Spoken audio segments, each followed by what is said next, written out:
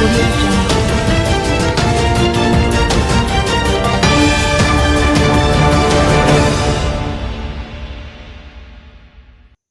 Former Shetton killed along Windward Road.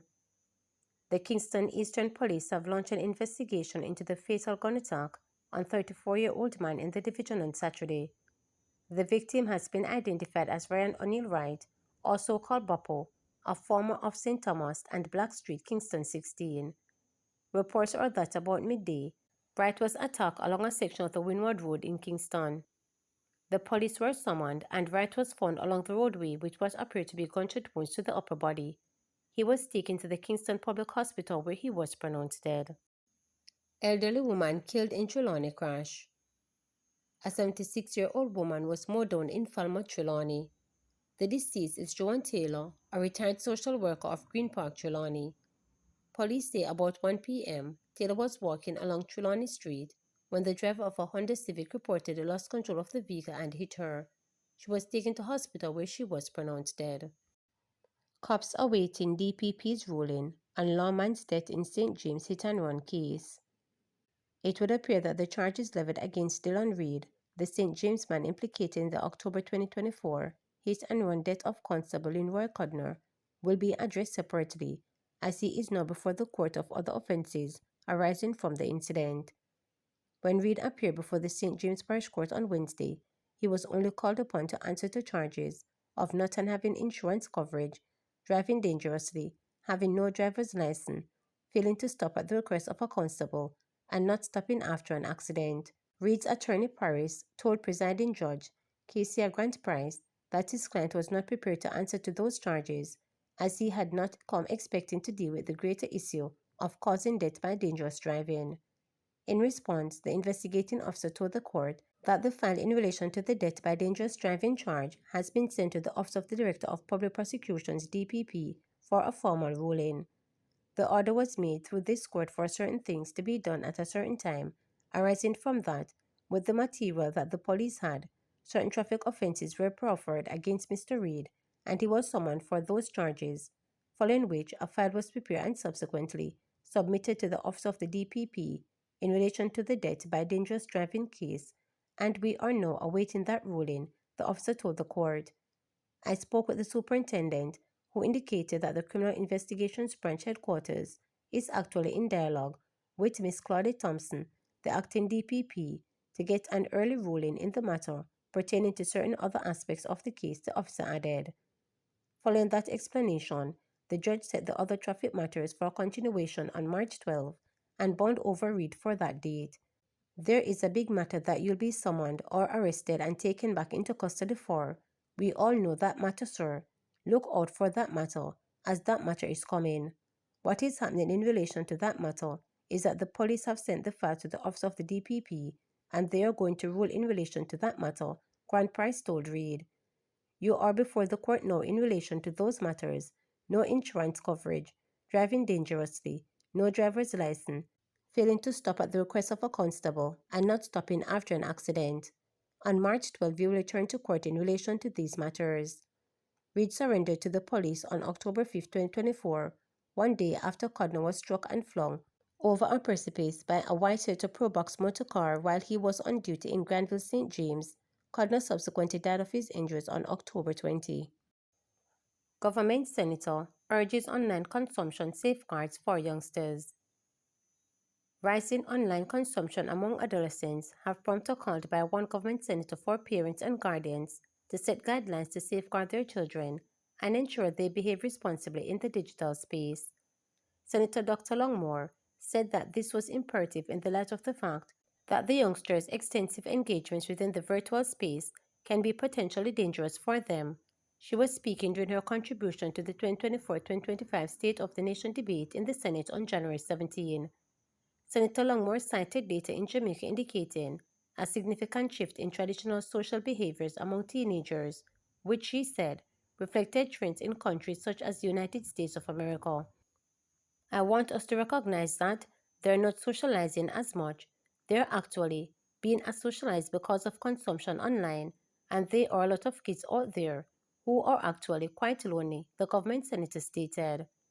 She told the upper house that this is among the reasons that several countries have banned the use of social media by children younger than 16 years. I'm not saying that we must consider these extremes, but we must find a balance. What I'm saying to us is that we must remember as parents to guide our children in the virtual space, Senator Longmore urged. She also urged parents and guardians to teach their children to be resilient and grounded. We have had suicides.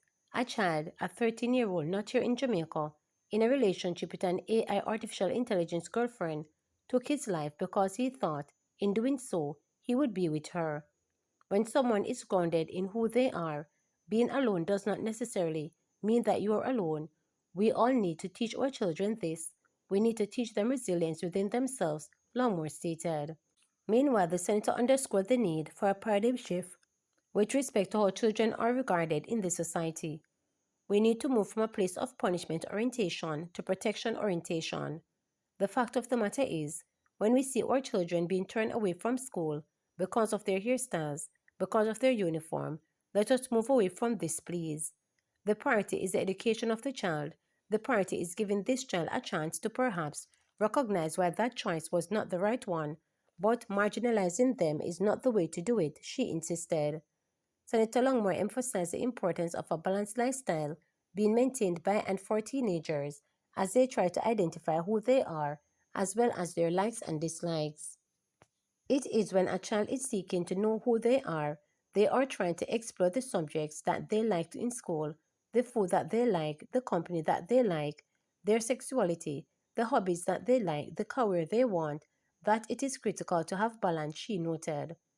Longmore noted that a broken family structure or absent father, especially for boys, can result in loss of identity.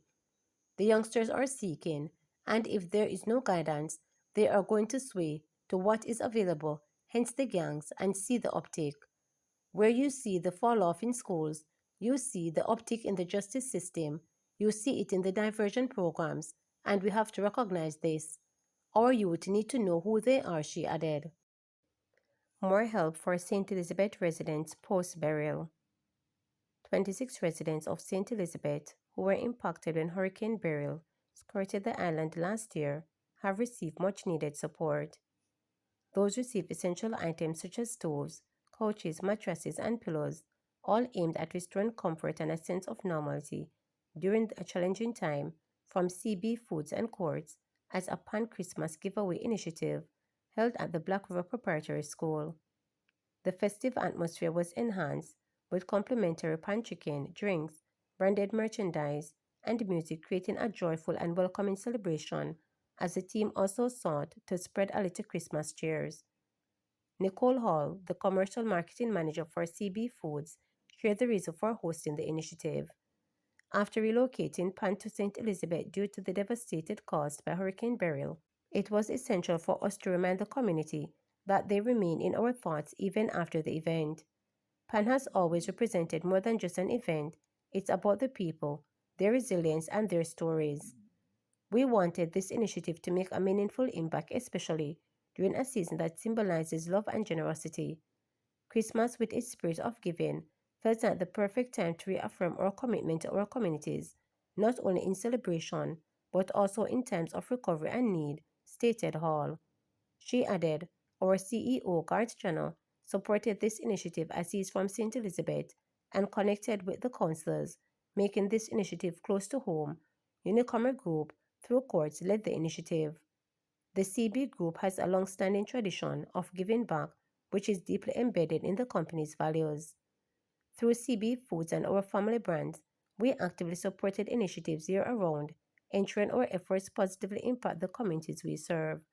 Last Christmas, we extended that tradition by leading treats at the St. Anne Infirmary and the Hanover Infirmary. Our staff contributed their time and effort alongside contributions from CB Chicken and Caribbean Passion, making the initiative even more special. Additionally, we partner with groups like Friends Who Care, reinforcing our belief that collaboration amplifies the impact of giving, stated Hall. Hall also spoke about partnering with courts for the initiative. By partnering with courts, we would effectively channel resources, providing support that truly made a difference in the lives of those most impacted, Hall added. Councillor Colwright, Pedro Plains Division, Jamaica Labour Party, reportedly guided the selection for the recipients based on his first-hand knowledge of the community and its needs. Hurricane Beryl left lasting scars on both the physical and emotional landscape of the residents of southwestern St. Elizabeth. The needs and pleas for help were everywhere, stated White.